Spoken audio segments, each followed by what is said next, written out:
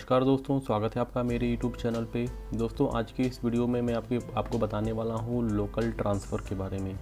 दोस्तों, अगर आप बहरीन में हैं या बहरीन की किसी कंपनी में जॉब कर रहे हैं और अगर आपको कंपनी चेंज करना है या फिर कंपनी में काम करते आपको काफ़ी टाइम हो गया है और आप नई कंपनी में जाना चाहते हैं या आप नए बहरीन में आए हुए हैं और आपको बहरीन का जो आपके कंपनी का एनवायरनमेंट है आपको अच्छा नहीं लग रहा है, आप कंपनी को चेंज करना चाहते हैं, तो आपके लिए हमारे में कुछ कानून बने हुए हैं जिसके तहत आप जो है अपना कंपनी चेंज कर सकते हैं, यानी कि लोकल ट्रांसफ़र ले सकते हैं, अपनी वीज़ा को ट्रांसफ़र कर सकते हैं। तो दोस्तों, उसका क्या प्रोसीजर है, क्या नियम है, वही मैं आपको आज की इस वीडियो में दिखाने वाला हूँ। सो दोस्तों, आपको मैं लेके चलता हूँ LMRE की वेबसाइट पे। उसके लिए आपको क्या करना है, आपको गूगल में टाइप करना है LMRE.ph। दोस्तों, सर्च करने के बाद जो है आप LMRE की ऑफिशियल वेबसाइट पे आ जाएंगे। दोस्तों, अगर लैंग्वेज आपको अरबिक में मिल रहा है, अगर आप इसको चेंज करना चाहते हैं तो आप देख सकते हैं यहाँ पे इंग्लिश का ऑप्शन दिया हुआ है। आप इस पर क्लिक करेंगे तो ये लैंग्वेज जो है आपकी चेंज हो जाएगी। लैंग्वेज चेंज करने के बाद जो है आप ये मोबाइल वर्जन में है इसके, अभी इसको आपको डेस्कटॉप मोड पे क्लिक चेंज करना है। तो उसके लिए आपको जो 3 डॉट दिख रहा है यहाँ पे आपको क्लिक करना है। इसको तो आप देख सकते हैं यहाँ पे डेस्कटॉप साइट आ रहा है, इस पर आपको क्लिक कर देना है। इस पर क्लिक करते ही आपके जो मोबाइल का व्यू है वो डेस्कटॉप मोड पे चला जाएगा। अभी यहाँ पे देख सकते हैं आपके सामने जो है एम्प्लॉयर और एम्प्लॉय का ऑप्शन आ रहा है। आपको जो है इसी एम्प्लॉय के ऑप्शन पे जो एरो बना हुआ है इस पर क्लिक करना है। इस पर क्लिक करेंगे तो आपके सामने कुछ ऑप्शन ओपन होकर आ जाएगा। यहाँ पे देख सकते हैं कि एक्सपेक्टेड एम्प्लॉय ट्रांसफ़र का ऑप्शन आ रहा है, आपको इस पर क्लिक कर देना है। इस पर क्लिक करेंगे तो एम्प्लॉय ट्रांसफ़र का जो लिखा हुआ है LMRE में वो आपके सामने खुल के आ जाएगा। अब यहाँ पे देख सकते हैं कि लिखा हुआ है कि through this service foreign employees can transfer to another employer without the need to cancel his or her existing work permit and without the need to travel out of the kingdom of Bahrain. मतलब कि क्या है कि इसका कहना यह है कि आप जो फॉरेन एम्प्लॉई है वो जो है एक कंपनी से दूसरी कंपनी में ट्रांसफ़र हो सकता है बिना अपना जो उसका वर्क परमिट है, जो करंट वर्क परमिट है उसको कैंसिल किए हुए, या फिर कंट्री से बाहर बिना ट्रैवल किए हुए ही अपनी कंपनी को चेंज कर सकता है। The transfer can be done with or without the consent of the current employer. मतलब जो ट्रांसफ़र है ये आपकी जो कंपनी है, जो आपकी करंट जिसमें आप काम कर रहे हैं उसकी सहमति के बिना भी हो सकता है और सहमति के साथ भी हो सकता है। तो यहाँ पे लिखा हुआ है कि प्रोसेस डिस्क्रिप्शंस।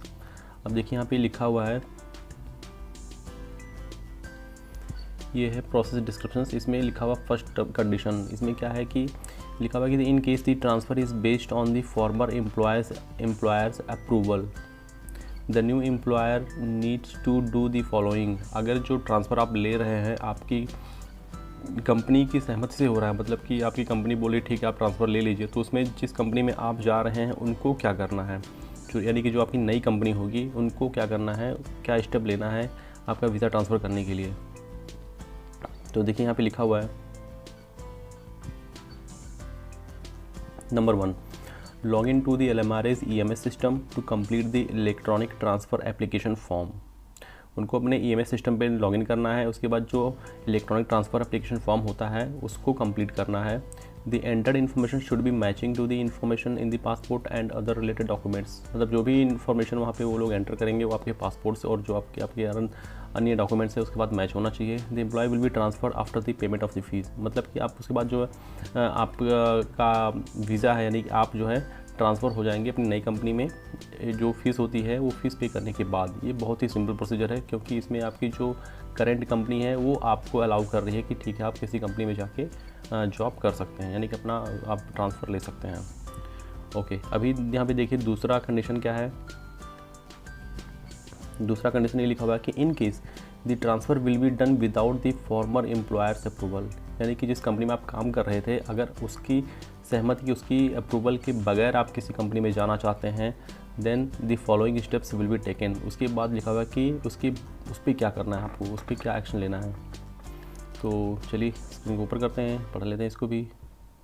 अब नंबर 1 पे क्या लिखा हुआ है, the employee should notify the current employer of his intention to leave by a registered post letter during the specified notice period of the employment contract termination.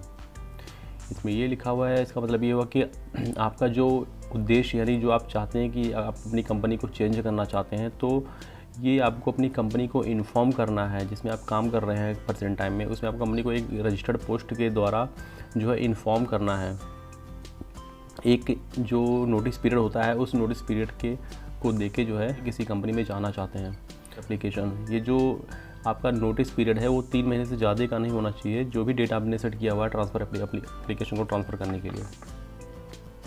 Okay, number 2 क्या है, the second, यानी कि जो आपका नया employer है जिसमें आप जाना चाहते हैं will submit a transfer request या application to LMRA prior to the date set for the transfer by 1 month.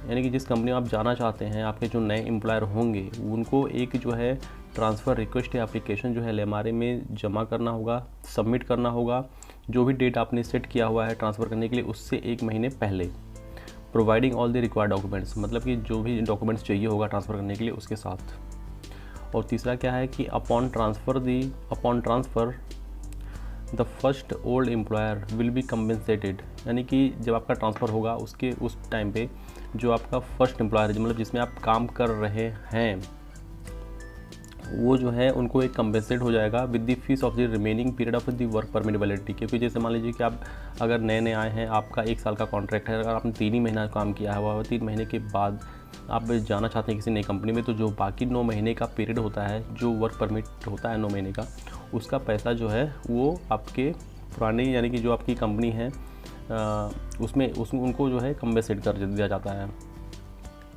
तो दोस्तों ये हो गया कि अगर आप अपने कंपनी की अप्रूवल से जा रहे हैं तब, और नहीं जा रहे हैं तो उस केस में क्या क्या करना पड़ता है।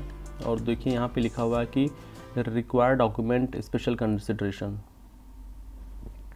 ये भी मैं आपको दिखा देता हूँ।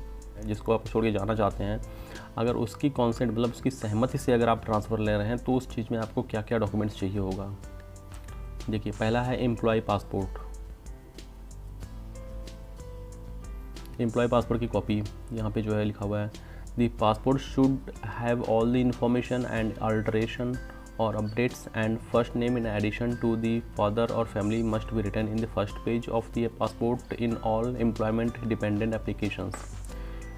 मतलब कि आपके जो पासपोर्ट का फर्स्ट पेज है उसमें आपकी पूरी डिटेल, जैसे आपका फर्स्ट नाम और फादर का नाम, फैमिली का नाम, जो उसमें सब कुछ मेंशन होना चाहिए, as well as the page that states the father or spouse name for Indian, Pakistan and Bengali nationalities and page that contains the old passport number. आज जो है लास्ट पेज पे एड्रेस होता है। अगर मान लीजिए आपने अपना पासपोर्ट रिन्यू करवाया हुआ तो जो पुराने पासपोर्ट का नंबर होता है उसमें वो लिखा होता है, तो इन सब की कॉपी जो है आपको चाहिए होती है। और दूसरा पॉइंट क्या है कि the passport must be valid at least 6 months but it is highly recommended to have it valid for at least 2 years before applying.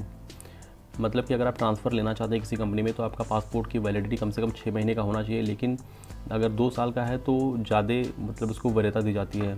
2 साल का होगा तो ज़्यादा अच्छा है, कम से कम 2 साल का होना चाहिए।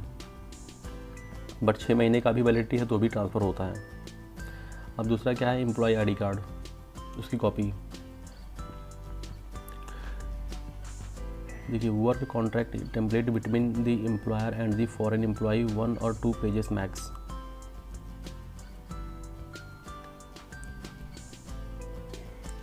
Contract is required between employer and expatriate employee written in Arabic or bilingual contract that includes Arabic on company letterhead and stamped or government paper। जब भी आप किसी कंपनी में ज्वाइन करते हैं तो आपको एक कॉन्ट्रैक्ट की कॉपी मिलती है। उस कॉन्ट्रैक्ट की कॉपी जो है आपको जो है लेना है, उसकी कॉपी भी चाहिए होगी। It must include the name of the employer and the establishment address, name of the expatriate employee, passport number, nationality, job role, occupation of the employee, salary, employment and notice period. So जो आपका contract है उसमें ये सब चीज़ें mention होना चाहिए, जैसे कि एम्प्लॉय का नाम, ओके, और जो आपका एम्प्लॉयर है कंपनी का नाम, उसका एड्रेस, और जो आपका पासपोर्ट नंबर है, आपका रोल क्या है, आपकी नेशनलिटी क्या है, सैलरी जो है, और नोटिस पीरियड, ये सब उसमें मेंशन होना चाहिए। वो कॉपी भी आपको चाहिए होगा। It should be signed by the employer and the expatriate employee and should bear the seal stamp of the employer on the company letterhead. मतलब कि ये हुआ कि ये जो आपकी कॉपी है ये एम्प्लॉयर के द्वारा और आपके द्वारा जो है साइन होनी चाहिए, और उस पर जो कंपनी का जो स्टैम्प होता है वो भी उसमें लगा होना चाहिए। अगर आपके कोई डिपेंडेंट है, जैसे कि मान लीजिए कि कोई वाइफ है, बच्चे हैं, तो उनका जो है डिपेंडेंट पासपोर्ट है, वीज़ा कॉपी जो है आपको लगाना है ट्रांसफ़र के टाइम पे। यहाँ पे देखिए लिखा हुआ है, उसकी भी कॉपी चाहिए। और अगर नहीं है तो आप ये कुछ आपकी ज़रूरत नहीं है। अब देखिए यहाँ पे क्या क्या डॉक्यूमेंट्स आपको चाहिए होगा। लिखा हुआ है कि in case of employment transfer without the current employer consent, अगर आप ट्रांसफ़र बिना, जो आपकी करंट एम्प्लॉयर, जो आपकी करंट कंपनी है उसके बिना ले रहे हैं, तो आपको क्या क्या डॉक्यूमेंट चाहिए होगा। Please submit the below documents in addition to the above mention documents. तो क्या क्या आपको डॉक्यूमेंट्स चाहिए होगा। अब देखिए यहाँ पे लिखा हुआ कि resignation the notice letter as per the labour law and the employment agreement between the employee and the employer address to the current employer by the employee who wants to transfer. तो यहाँ पे आपको resignation की copy लगानी है। The notice letter must be send to the company's employee physical address registered in the CR as per the ministry of industry and commerce. उसके बाद जो रेजिग्नेशन आप लगा रहे हैं, रेजिग्नेशन की कॉपी जो है आपकी कंपनी के जो CR पे रजिस्टर्ड है एड्रेस है उस पर आपको भेजना है। The letter must be send to the employ within the specific period of notice for the termination of the employment contract in accordance with the provisions of the labour law for the private sectors not exceeding 3 months from the date of specified for the transfer. So जो आपको notice भेजना है resignation का, वो आपके जो termination की notice है उसके नोटिस पीरियड होता है उसके अंदर ही आपको भेजना है। और जो ट्रांसफ़र की डेट सेट की गई है उससे 3 महीने से ज़्यादा का नहीं होना चाहिए। The notice period can vary from the minimum of 30 days to maximum of 90 days। जो नोटिस पीरियड होता है ये डिफरेंट भी हो सकता है, 30 से लेकर 90 दिन तक का भी हो सकता है। उसके बाद देखिए दूसरा क्या है, आपको क्या चाहिए।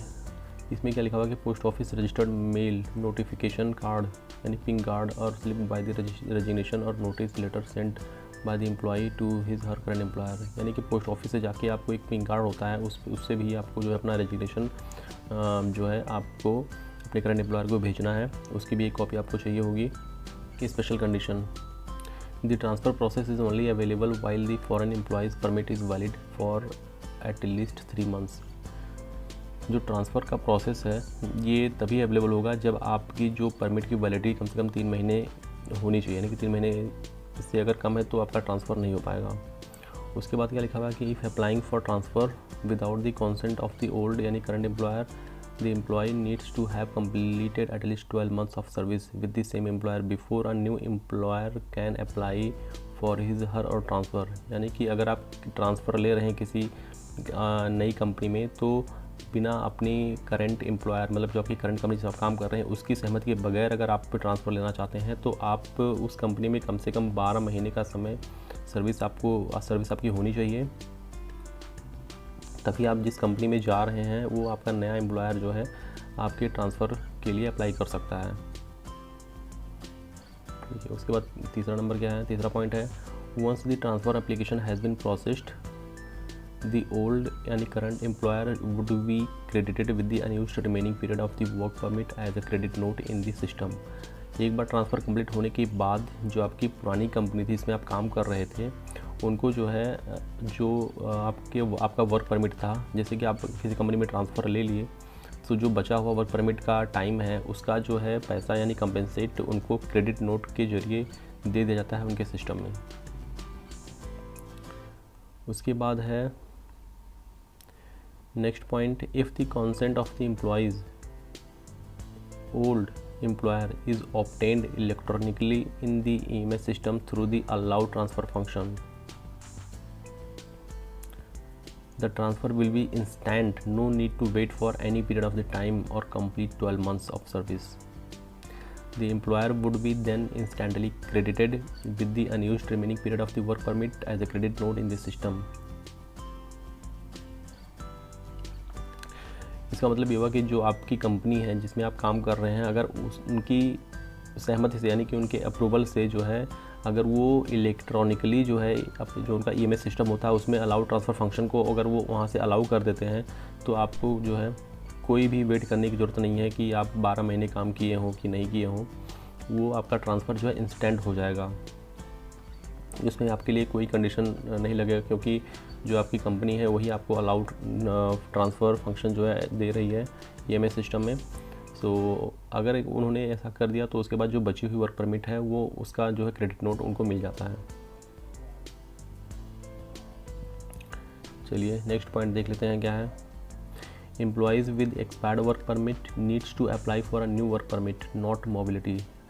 अगर आपका वर्क परमिट एक्सपायर्ड हो गया है तो आपको एक नए वर्क परमिट के लिए अप्लाई करना चाहिए, ना कि मोबिलिटी के लिए यानी कि ट्रांसफ़र के लिए।